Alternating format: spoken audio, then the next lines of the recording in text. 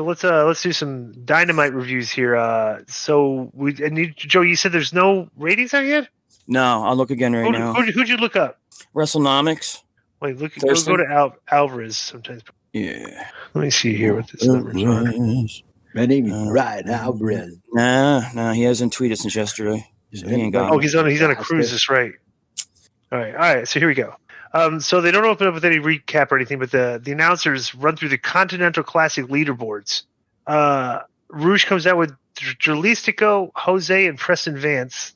What do you think about that faction, Konnan? Rouge, very weird. Jalistico, Jose, and Preston Vance. Right. Two guys that are hardly ever on TV, right? Jose was just an assistant. He's not really a wrestler. Right. Even though I think he can wrestle, and then one guy's white in a Mexican faction. So yeah. Right.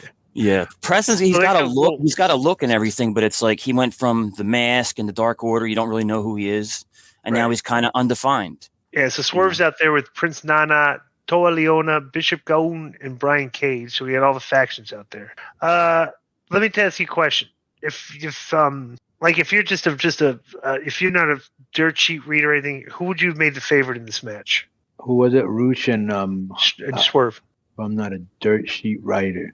I mean, obviously Swerve was going to win this, and Swerve won this. So, it was a good match because these guys are good. So, well, here's the thing. Swerve did something. I took some. Wasn't very.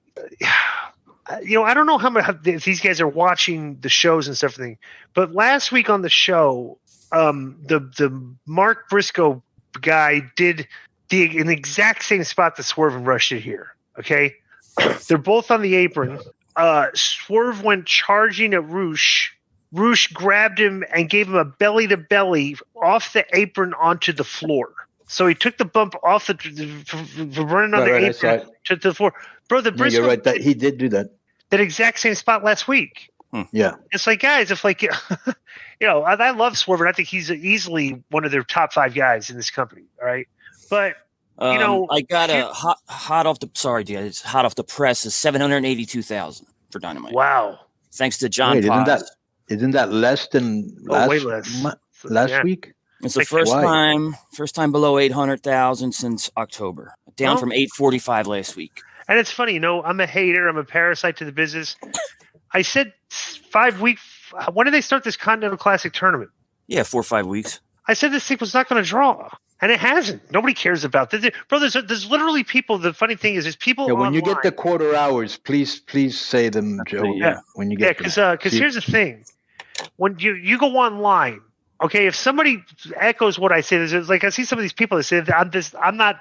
Like Raj Giri, I think, tweeted that. I'm not interested in this Continental Classic tournament at all.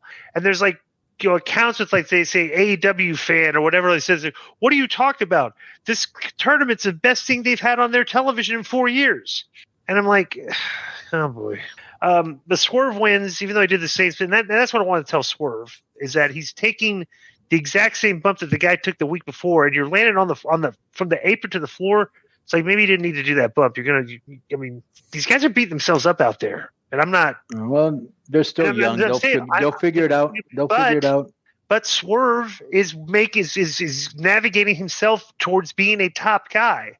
When you're a top guy, there's protect your body so you can continue your push. Yeah, right. You have a good point, but he's still not there. Right. Okay. And here's the thing, bro, that he's the heel, but he's getting cheered more than Rouge, who's also a face.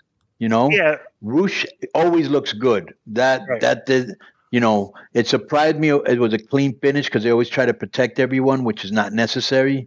Mm-hmm. You know what I'm saying?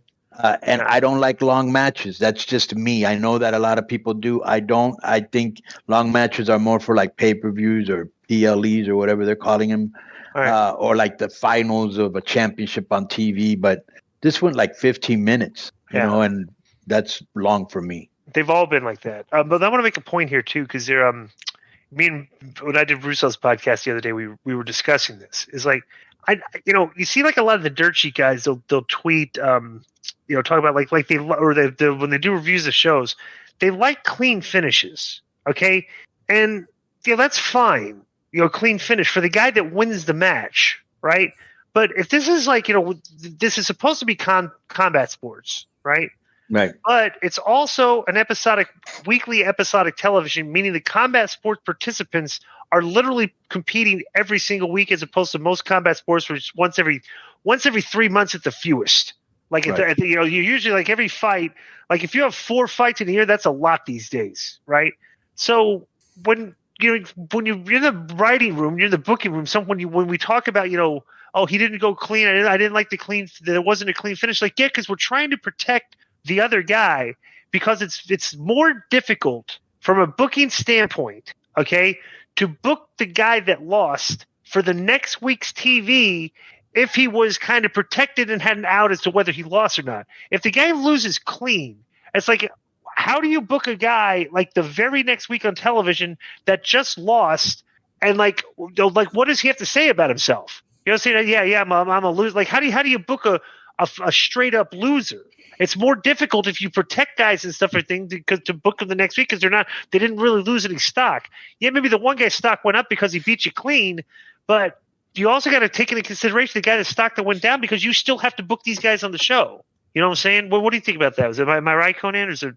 Yeah, I think there's a lot of validity in that, and that's how I book too. And so, yeah, I'm sure there's a way to do it, but if there's an easier way to do it, why not do it that way and protect the guy? Plus, you're, like when you're in UFC, you're just fighting the guy once, and then you may not fight him again in another year or two if you even have a rematch. In wrestling, there's storylines, so you got to fight the guy. If you're always losing, going to want to see the blow-off match. All right. So this was like, I literally had to do this. Okay. This went by and I was watching it. I had to stop, pause, and go backwards. Okay. Because after the match, a graphic listed that if Jon Moxley, follow along with me here, Konnan, you ready? This isn't too confusing, but it's just like, if you don't care about this tournament, you gotta get rid of it. Joe, are you listening? Yes. Here we go. After the match, a graphic listed that if Jon Moxley beats Jay White, then Moxley and Swerve will meet in the semifinals. If White beats Moxley, then Moxley, Swerve, and White will finish in a 3-way tie. As this was being discussed by the broadcast team members, the screen went black. Did you see this going in? Yeah, they were discussing it. All of a sudden, I thought it was going to be like the devil thing was going to show up or something. That was the only that happened like 3 times in the show, bro. Bro, like, how does that happen? I don't know. There's so many like production glitches that like we've been. Yeah, it's a problem in production, obviously, but I don't know exactly where. Yeah, but it's funny too, though, bro. We never saw glitches this much, like even an Impact. Yeah, you know what I'm saying? Like I don't know. I don't know. They have been changing. Who knows what the rollover rate is in that production truck? You know what I'm saying? Yeah, Keith Mitchell left, but I think he retired, right? And then they got rid of Kevin. Did he really? Yeah. Am I right, Joe, or no? Joe, look that up. Yeah, Keith Mitchell. Right now. That's oh. Yeah, he retired. I think they even brought him out to. Yeah, and then Kevin Sullivan was in there, and they let him go, and he's really good. No, actually, here's the thing. I heard Kevin Sullivan was doing post-production. He was not in the trucks at the shows. Okay, all right. Okay, so like I heard that. He's still good. Whatever he does, he's good. Yeah. Right. Yeah, he retired as of January 2022, but probably prior to that, that's just the date that he announced. Yeah, but they announced it on the show, Disco. Oh, right. So I don't know if maybe there's a huge turnover rate in that truck or something's going on, but it is a prediction. Or could it be WBD? But it doesn't look like it. It looks like it's them. Right. Because I can't see a movie having that problem. Like if they were, you know what I'm saying? Right. You know what's funny here? When they show when they announced that the graphic, I was like, I was saying like, well, White's going to win because they're going to want to do a 3-way for this, so everybody gets pretty right. So all the guys are unlimited, so whatever. That's exactly what I thought. When I heard that explanation, that's exactly what I thought. Yeah, it's just like you're giving away the finishes, guys. Come on. Right. Jericho stood on the backstage interview set with a microphone. He announced that Kenny Omega was hospitalized due to diverticulitis. Will be out of AEW indefinitely. Jericho said they don't know how long that will be, but it affects the Golden Jets' opportunity to become AEW's tag team champions at the World's End pay-per-view. Jericho said that while they decide what to do, the most important thing is Kenny's health. Said everyone is pulling for him, and the fans chanting, Kenny, Kenny. Jericho said he knew the fans were going to do that. He said he would be waiting for Omega once he returns, and the Golden Jets will resume. Jericho delivered Omega's closing line and said, "It's only for now. We're pulling for you, Kenny. We'll see you soon." What'd you think of this? It was a feel good moment for the fans, to establish Jericho as a baby face, show some love to Kenny, and have the fans, because they popped when he said, "Hey, we send our love to you." They popped, right. And then they chanted. Yeah, bro, this was perfect. A perfect spot for some Don Callis solar heat to come in here and just bury the promo and bury Jericho and bury Kenny. You're absolutely correct, bro. I couldn't believe they did when they did this. I thought, okay, here comes Don and the guys they're going to bust, because he always busts the interviews. Like you're thinking, I thought they were going to come and bust the interview, get some heat here. Very good point. Yeah. Yeah, I would have had Don in there too. This was such a slam dunk for heat. The guy's out with like literally for a shoot. He's out sick. You could have come out there and buried the guy. And you have a shoot storyline with him when you've been attacking him. Right. I don't know. Yeah. Maybe that drink you took in the hotel, you should have checked it. Right. Maybe it was tainted, and now you got tuberculosis or whatever. Yeah. Right. So then the most So I don't even know what. Bro, these guys have already been eliminated from the tournament, and so I don't even know why they. If this is a tournament, why they had this match. But basically, Mark. Can I tell you that? Can I tell you the? Go ahead. Can I tell you the high spot of the show for me? What? When Excalibur said, "Both men are mathematically eliminated." Right. That was okay. So why am I watching this? And why is it 15 minutes? Right. But Mark, poor Jay Lethal. Right. I did the wrong guy. Yeah, and he's like an ROH kind of like, in that world, a legend. You know what I'm saying? The guy didn't even win one match. Yeah, I don't like that. I'd like to see Jay doing a lot. He brings so much to the table here. Mm-hmm. He does. Like, he's a good promo. He's a good hand. He did a great job. You know what? He really did a really good job with Ric Flair. Yeah. Bro, yes, Flair's I know. like 70, right? He was like 70 when they did that. He was excellent in that. Mm-hmm. That showed his range. I thought they were going to bring him. Yeah. They actually brought him in after that. That's when he started with AEW. It was after that Flair thing and everything. And you thought, like, wow, they see some value in this guy, like we do. Like, we've known this guy for 20-something years. Like he's, he can do everything, right? And then there's like, just bring him in. So it's a shame how they're using him. Yeah. So MJF got inducted to the National Jewish Sports Hall of Fame. So then a Wardlow package aired, and he spoke about how this package is good, but it's like Wardlow's doing these same things every single week. He said the payment for MJF's sins can be delayed no longer.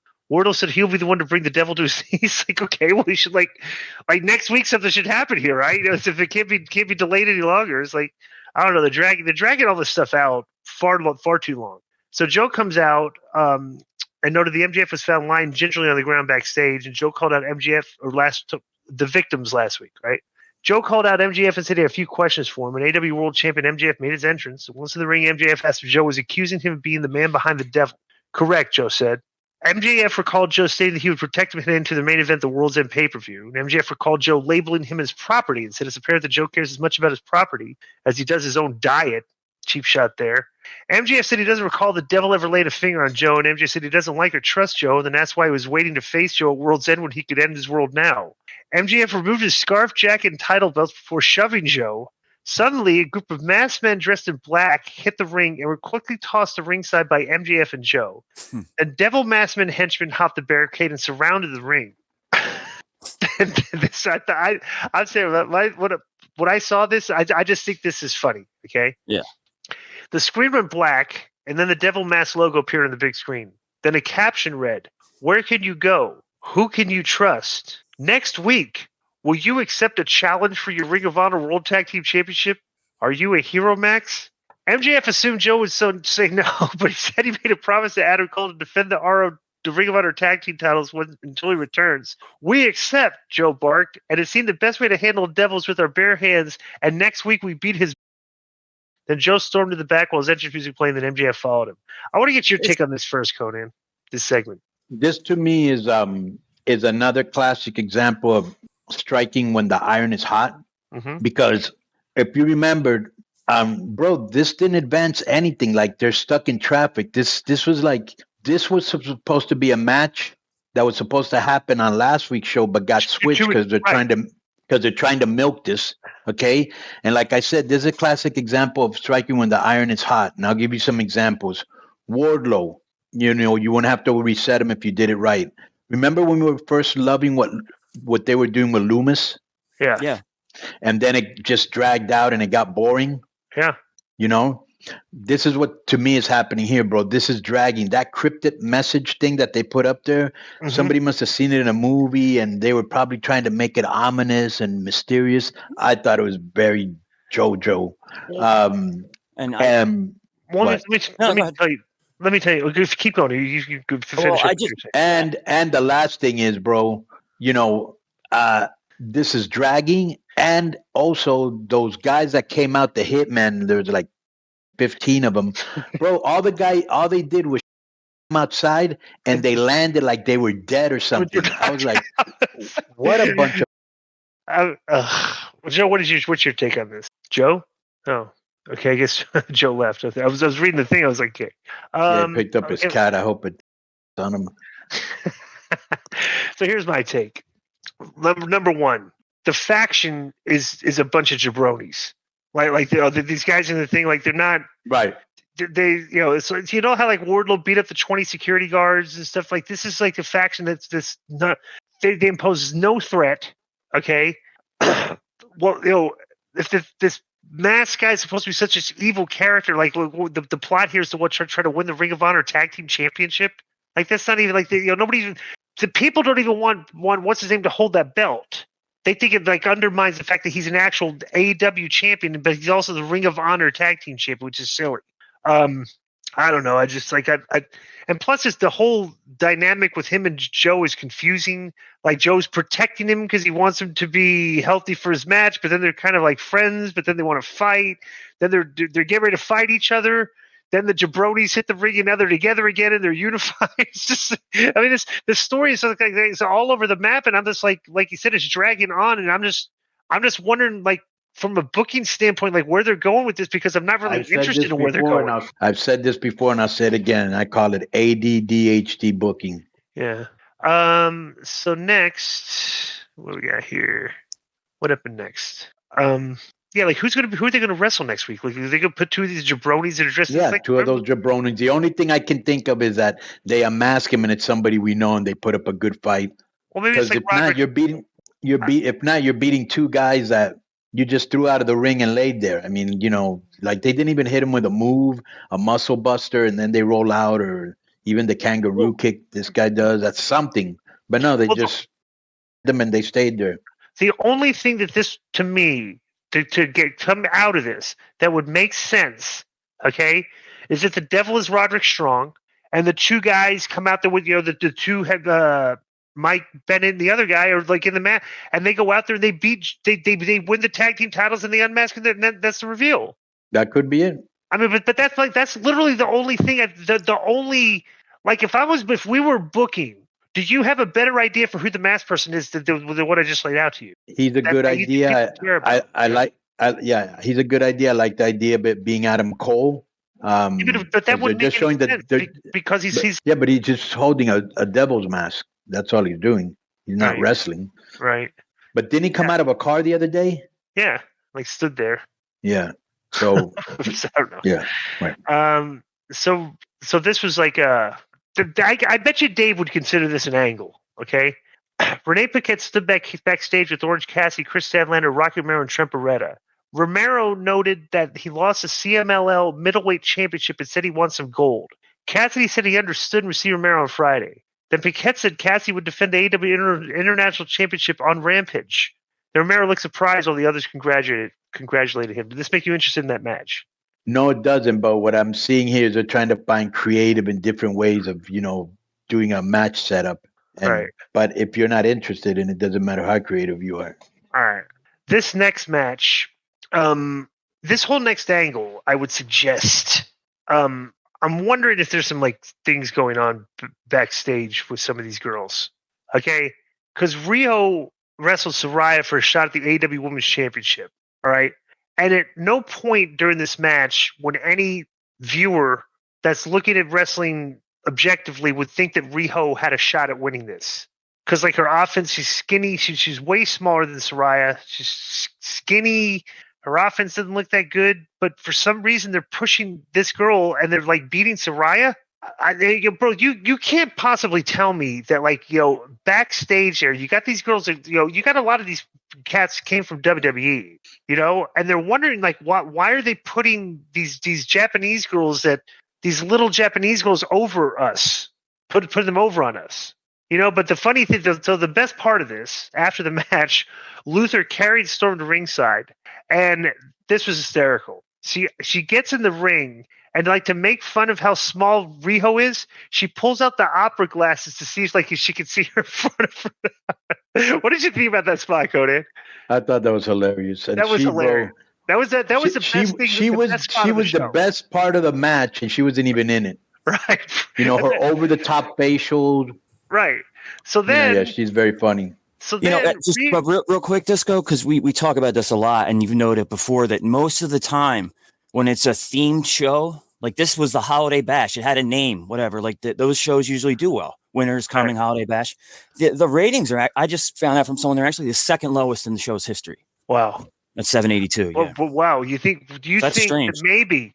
Do you think that maybe there were a lot of people that got offended at the way Tony Khan took a shot at me, bro? Because that my tweet got like 1 million something views. It was huge. Yeah.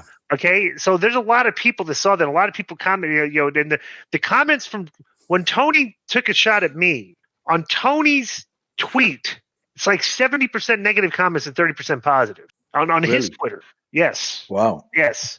So because people wonder why you take it's the same objective thing. Like, bro, you're not doing good in the reigns. Why you take a shot at this guy? You got better things you got better things to worry about, correct? I mean, obviously. So then Rio threw these terrible looking forearms at Storm and then hit her with a 619. Terrible. Yeah, right. And then she had to sell, which looked absurd. So then Mariah May hit the ring and hit Rio with the AEW Women's Championship belt, and Storm rolled out of the ring. Well, Taz said it didn't seem like she didn't accept what May did. Okay, but I want to make a point. Mariah May was like dressed in some weird stuff. She had on knee-high boots with glittered shorts that weren't shorts. It was glittered shorts with like a black cutoff T-shirt design that had design on it. And I thought, I don't know. She looked like she didn't know how to dress to go out there on TV. Is the point I wanted to make. And that's a lot of the girls on that show, even the attractive ones. For some reason, I don't know why they don't want to just dress. So, did you notice that, Konnan, or am I being too critical? I thought her fashion choice was kind of weird. Yes, I would agree with that. Let me just say about this match, I didn't care about this before, during, or after. Okay, on a couple occasions they were a little bit rough. Saraya was really physically, like, really beating her down. And bro, I guarantee that's what I'm saying. When I was watching this, I guarantee you she was not happy about having to put this girl over. I don't know about that, but that could have been. It could have been. And I'm gonna do a job for you. Eat some of this. I don't know, but Riho, like I said, and you just said, she's just way too small. Her offense is weak. Most of it, even those forearms you said on the comeback, was not good. Yeah. And she, like I said last week, bro, she reminds me of like a little girl in a kitty beauty pageant, because she even wears a little girl bloomers. If you notice that? If you took just a random television viewer and showed him that and say, well, then ask him, what is that? Well, that looks like like a little girl wrestling another woman. That's what it looks like. And bro, and not only that, when you have somebody that's much heavier than you, you don't try to and she's that small. She did a Northern Light suplex, and she almost landed Saraya on her head and neck, man. I'm going to make a point here, too. I'm going to make a point. And this is going to be a controversial point. All right. They have her dressed like I mean, the Riho, like, I don't know how old she is. And I think she was somebody told me this. I'm not sure the accuracy of this, but like, supposedly she was the 9-year-old girl that Kenny Omega wrestled back in the day. Okay. Right. Well, Rio is 26, and I googled it. Yeah, she's 26. Really? And I wanted to make sure that she was Bro, on the she's wrestle real, Kenny. bro. She walked next to me in the locker room. She's really tiny. Yeah. But it says here she's been wrestling since she was 9, and she had a match with Kenny. Yeah. Oh, that's the girl? Okay. Mhm. All right. So, wish they had the transcript of this because this was okay. First of all, I want to point out for Tony Schiavone, looks very much more professional on the show. He has on a nicer suit than he used to. Remember how Tony used to dress? Kind of like just like different colored Kind of slacks. casual. Bro, he's wearing he's got More nice clothes on professional. right now, and he doesn't have the earring in anymore, right? Right. And he looks That more had heat with you, right? It did have heat with me a little bit. I just Right.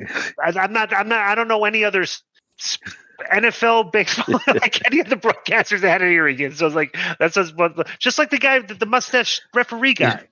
Like you don't see any other. Bro, you know what? Any other referee other- you get like a sore thumb. So yeah, Disco, the other day I was looking through these pictures, and for a while I had been was I commentating or was I doing like post match interviews for this thing called Copa?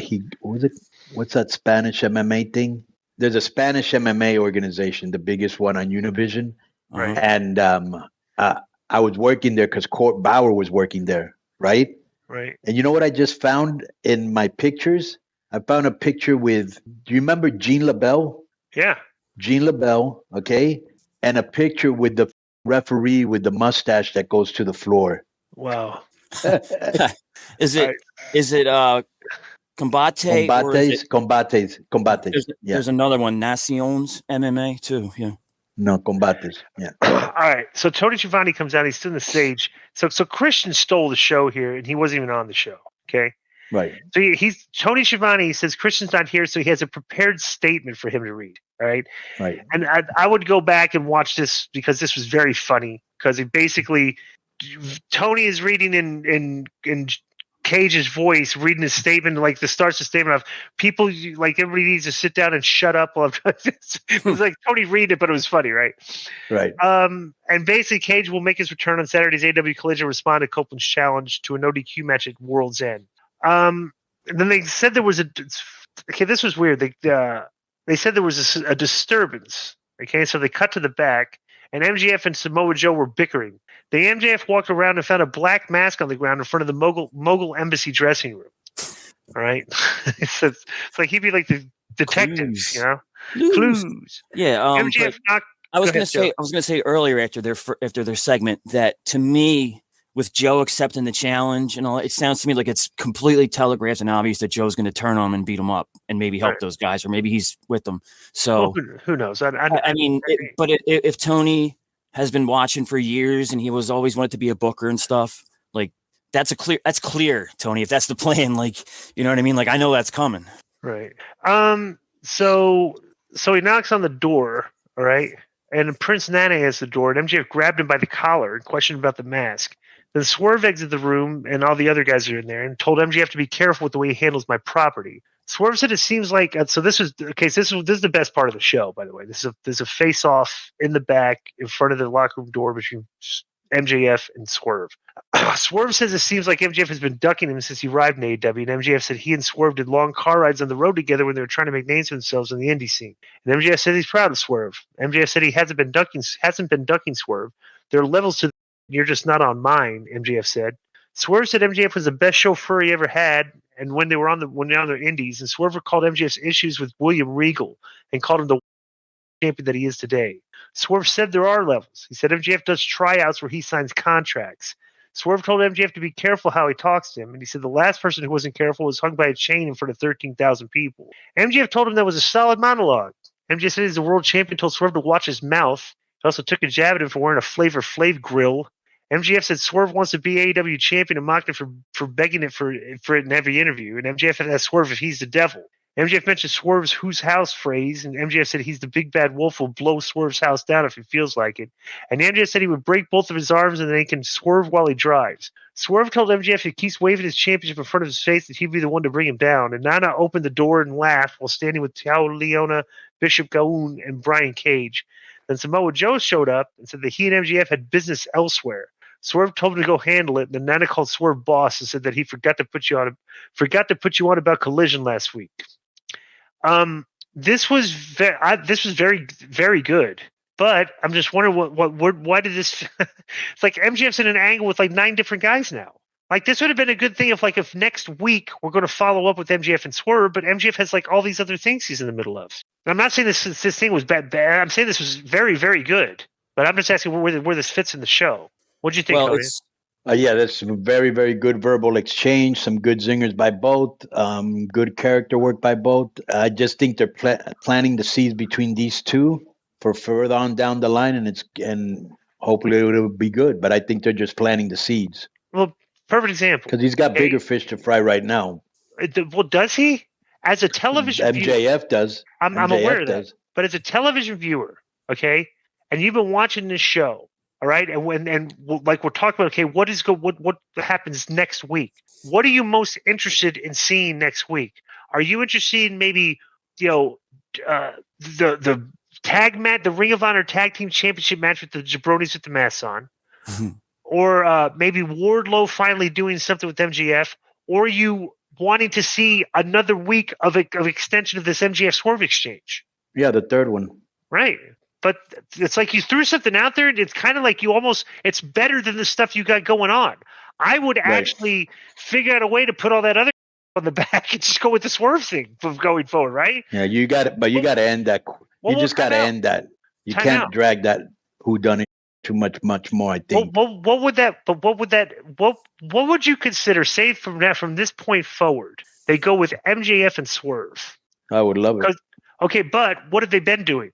They've had the masked guy, Joe, Wardlow, something. This, you know what this looks like with Swerve and MJF? Joe, what word would you use for this? Swerve and MJF? Conspiracy. No, what is it compared to like this? They're doing something now, and they're putting everything. They might put everything else in the back burner. Let me give you the word. Yeah, I'm having a brain fart. Reset. Who tweeted that the show feels like it needs a reset? And what's one of the best ways he could do a reset? Let's take the hottest guys we got and let's stick them together now and not waste any more time. That's true. And Swerve and MJF right off the bat showed that first segment there is a great way to maybe get some numbers back on the show, go forward with those two guys, because that was an excellent piece of television that they did. Well, in the news, let me tell you real quick, is that MJF said during an interview while promoting the Iron Claw movie that his contract runs out on New Year's Day in 10 days, whatever. Wait, 10 days from now? Yeah, well, New Year's Day, this 2024, it runs out, so that's, Wait a second. Wait. Yeah. Time out. Mm-hmm. You're literally telling me this, that MJF's character, like his contract is finished in 10 days? He says that January 1st it's up, but according to a couple of high sources in WWE, from what I read, I think Nick Houseman reported it, they're saying it's an angle and that he's locked in till 2027. So I guess we'll find really? out. So he did resign? Yeah. That's the word. So maybe they're going to tie that into the story. That could be, bro, if you're leaving in 10 days and you're giving him that much TV, then it's, It's got to be an angle, yeah. Right. Yeah. Or he's just with the fans. So Roderick Strong wrestled Commander from that big angle they had set up on that interview, but they went for 10 minutes. And I wonder where the storyline goes to. Right. So this was so silly. Okay. Well, I just have a question for you, Disco. You're too far away. Come close. Okay. I have a question. Mm-hmm. Okay. Was this a really interesting storyline? Nothing. There wasn't any storyline because he just went over Commander lost. Exactly.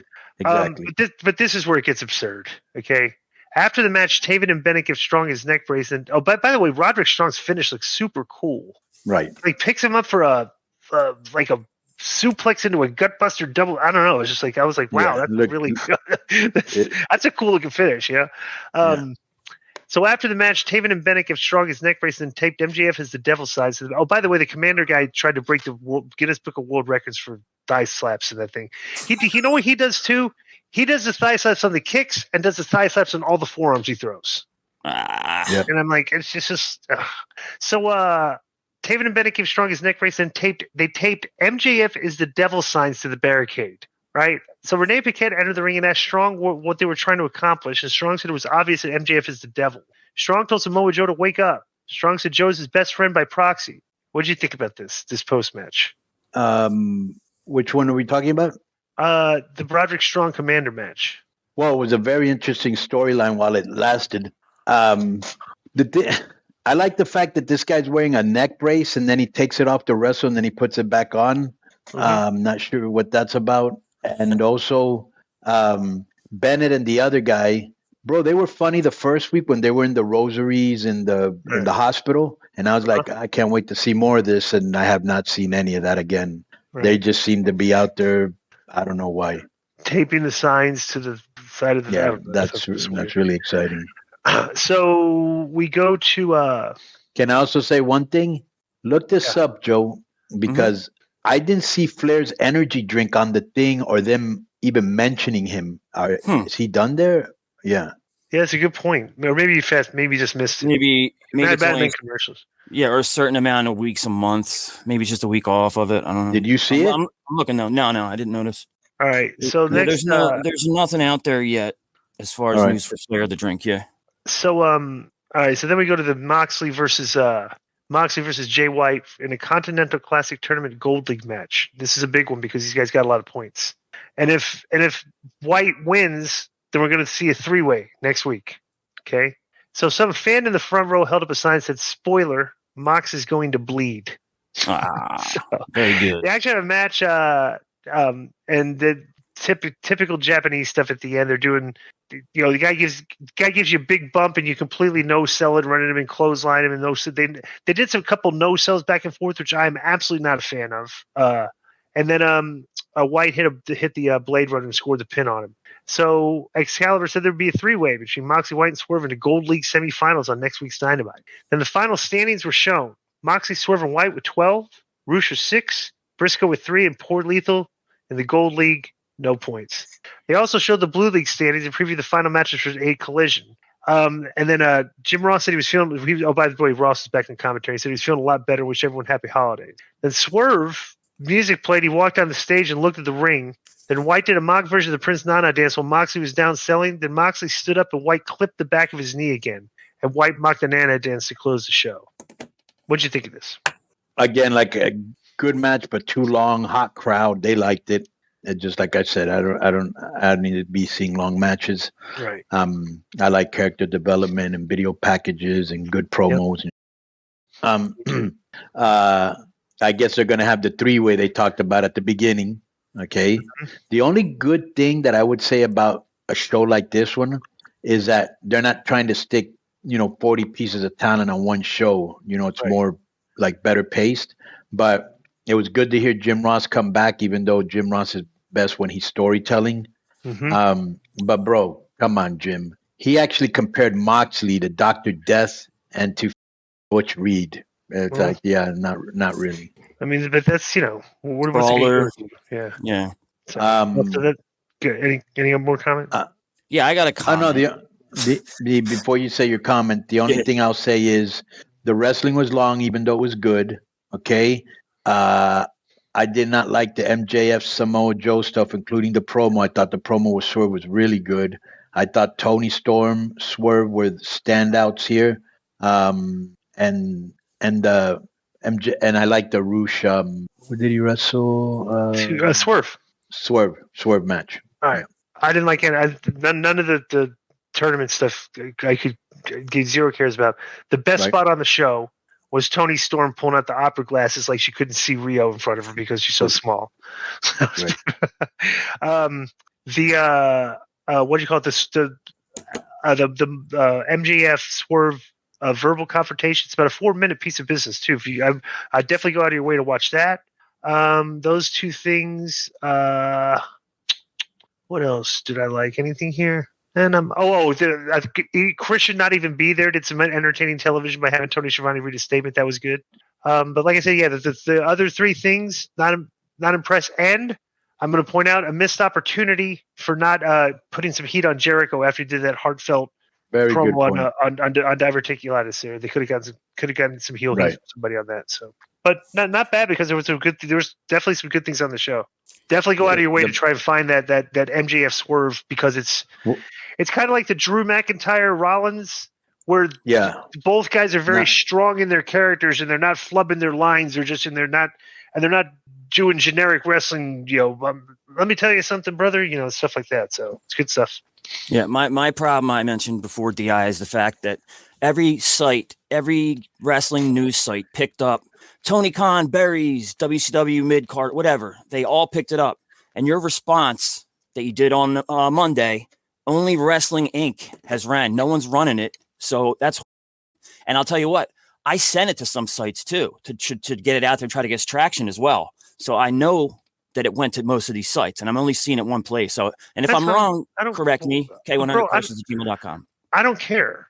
I know, because that's like on the dirt sheet side. They want to cover it. It's fine, but I'm No, I know. I know those people don't like me, and they don't want to even. Yeah. They're such great journalists, and when there's a story, because they don't like one of the people involved in the story, they don't want to give the story the time of day. Yep, that's the new journalism.